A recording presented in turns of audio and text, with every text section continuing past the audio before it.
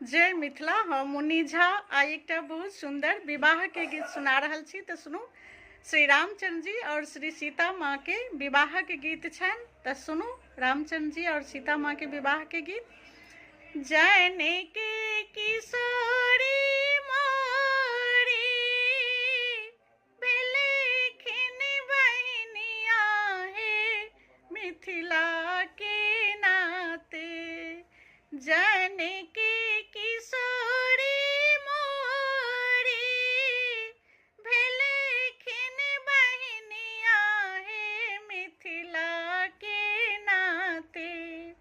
राम जी पाहुन हमार हे मिथिला के नाते। राम जी पाहुन माँ हमारी है मिथिला के नाते। जानकी किशोरी मोरी बिलखिन बहनिया है मिथिला के नाते। राम जी पाहुन हमारी है मिथिला के नाते। सिया सुकुमारी मोरी प्राणों से प्यारी है मिथिला के नाते।